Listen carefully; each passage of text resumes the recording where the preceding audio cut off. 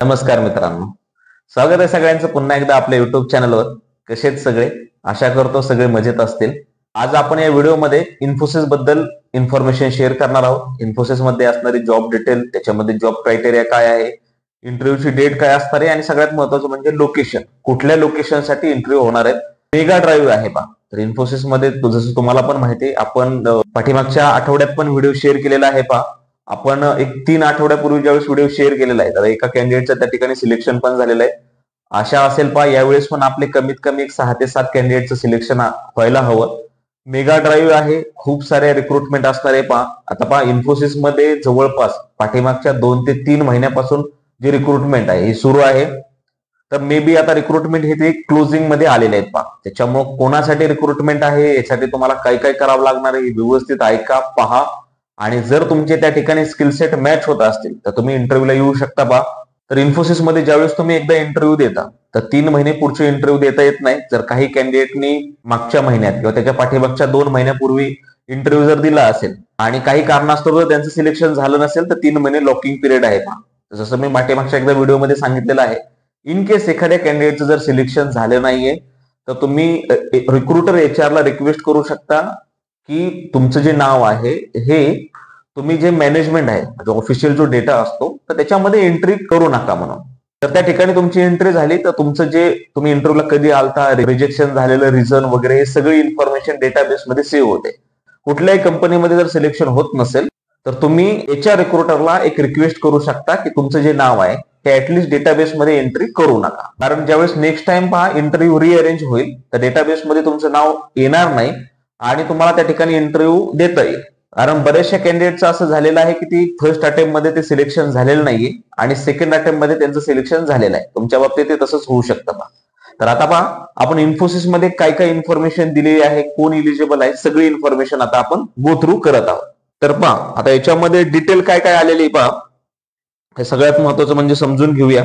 You are kindly invited for the Infosys walk in drive interview असं त्यांनी सांगितलेलं आहे. आता इन्फोसिस मध्ये काय काय डिटेल आलेले आहे पहा, हे आपण समजून घेऊया. आता हे जे त्यांचे डॉक्युमेंटची लिस्ट असते पहा, हे स्क्रीनवर तुम्हाला दिसतच असेल पहा. ही कॉमन लिस्ट आहे पहा, हे एकदा गो थ्रू तुम्ही करून घेऊ शकता.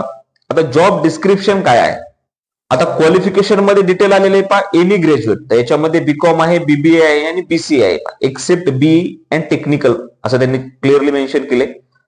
शिफ्ट टायमिंग या ठिकाणी आहे पहा 24/7. रोटेशनल शिफ्ट असू शकते, नाईट शिफ्ट असू शकते, मिड नाईट शिफ्ट किंवा डे शिफ्ट.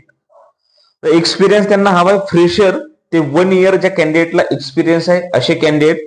याचा जो रोल राहणार आहे हा रोल असणार आहे पहा प्रोसेस एक्झिक्युटिव्ह.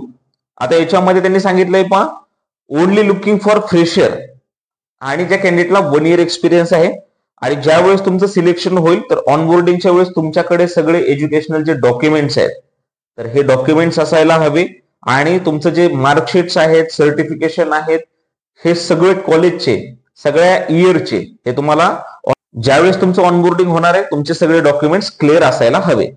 आता पहा बेसिक रिक्वायरमेंट मध्ये त्यांनी क्लिअरली मेन्शन केलंय पहा decent communication, ready to work in night shift आणि वर्क फ्रॉम ऑफिस राहणार आहे.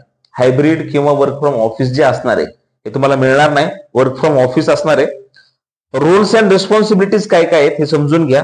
जसं पहा याच्यामध्ये एज्युकेशन डिटेलमध्ये कुठलाही गॅप नसायला हवा, तुमच्याकडे कॉम्प्युटरचं बेसिक नॉलेज असायला पाहिजे पहा. आणि जसं मी सांगितलंय पहा रोटेशनल शिफ्ट, याच्यामध्ये मग मिड नाईट असू शकते, डे शिफ्ट असू शकते किंवा नाईट शिफ्ट, तिन्ही शिफ्ट असू शकतात. या ठिकाणी त्यांनी मेन्शन केलेलं नाही की कुठली शिफ्ट असणार आहे, रोटेशनल शिफ्ट मेन्शन केलेलं आहे पहा. तुमचं जे कम्युनिकेशन स्किल्स आहे हे रिटर्न वर्बल चांगलं असायला हवं. त्याच्यानंतर त्यांनी काय सांगितलंय पहा प्रॉब्लेम सॉल्व्हिंग स्किल्स किंवा मल्टीटास्किंग जे असायला पाहिजे पहा, तर ही प्रोफाईल त्यांना रिक्वायर्ड आहे. तर याच्यामध्ये तुमच्या लक्षात आलं असेल पहा की ज्या कॅन्डिडेटचं ग्रॅज्युएशन झालेलं आहे असे सगळे कॅन्डिडेट या ठिकाणी इलिजिबल आहेत. आणि पहा टोटल इन्फोसिस मध्ये 50 वॅकन्सीज आहेत. तर ज्या कॅन्डिडेटला पहा मिनिमम 1 इयर एक्सपिरियन्स आहे किंवा फ्रेशर जे कॅन्डिडेट आहेत तर असे कॅन्डिडेट या ठिकाणी इंटरव्ह्यूला येऊ शकतात. आता याचं जे लोकेशन काय आहे, ऍड्रेस काय आहे आणि कुठल्या डेटला इंटरव्ह्यूला यायचंय हे आपण समजून घेऊया. आता सगळ्यात महत्वाचं म्हणजे याची जी डेट असणार ही आहे पहा 25 August from 9:30 AM to 12:30 PM पर्यंत इंटरव्ह्यू चालणार आहे. आणि लोकेशन कुठले, कारण पाठीमागच्या वेळेस व्हिडिओ शेअर केला त्यावेळेस पहा संगमवाडी रोडचा ऍड्रेस होता. आता पहा लोकेशन हे आहे Infosys Limited, taluka Mulshi, plot number 1, Pune, phase 1, Hinjawadi Rajiv Gandhi Infotech Park, Hinjawadi, Pune, Maharashtra. तर या ठिकाणी पहा पुणे लोकेशन साठी आहे. डेटा एंट्रीसाठी हा जॉब आहे पहा. फक्त यासाठी पहा गुड इंग्लिश कम्युनिकेशन त्यांना रिक्वायर्ड आहे पहा. फ्रेशर किंवा ज्या कॅन्डिडेटला 1 इयर एक्सपिरियन्स आहे, तर असे सगळे कॅन्डिडेट जे आहेत तर ते या ठिकाणी इंटरव्ह्यूला येऊ शकता पहा. तुम्हाला सोबत लॅपटॉप वगैरे कॅरी करायचं नाही किंवा मोबाईल कॅरी करायचा नाहीये. ही सगळी इन्फॉर्मेशन लक्षात असू द्या. तुम्हाला फक्त एक सोबत तुमचा अपडेटेड रिझ्यूम आणि आयडी प्रूफ, कुठलंही एक आयडी प्रूफ जे आहे, Aadhaar card, PAN card, voter ID, तर हे चालण्यासारखं आहे पहा. इन्फोसिस मध्ये पहा 2च इंटरव्ह्यू होतात. या ठिकाणी ऍप्टिट्यूड टेस्ट राहणार नाहीये. 2 राऊंड फक्त तुम्हाला क्लिअर करायचे. HR राऊंड आणि ऑप्स मॅनेजर जो राऊंड असणार आहे, तर हा एकदा तुम्ही क्लिअर केला की तुमचं जे सिलेक्शन आहे हे तुम्हाला सेम डेट पण समजणार आहे पहा. आणि त्याच्यानंतर पण नेक्स्ट मंथ मध्ये जे तुमचं ऑनबोर्डिंग होणार आहे. त्याच्यामुळे जे पण फ्रेशर कॅन्डिडेट आहेत, रिक्रुटमेंट पण खूप जास्त आहेत, 50 वेकन्सीज आहेत. त्याच्यामुळे जास्तीत जास्त कॅन्डिडेटनी या ठिकाणी इंटरव्ह्यूला येण्याचा प्रयत्न करा. जे तुमचे मित्र आहेत, कलिग आहेत किंवा रिलेटिव्ह आहेत, जर त्यांनी चॅनलला सबस्क्राईब केलं नसेल तर त्यांच्यापर्यंत पण हा व्हिडिओ पोहोचण्याचा प्रयत्न करा. भेटूया अशाच प्रकारच्या नेक्स्ट व्हिडिओमध्ये. धन्यवाद.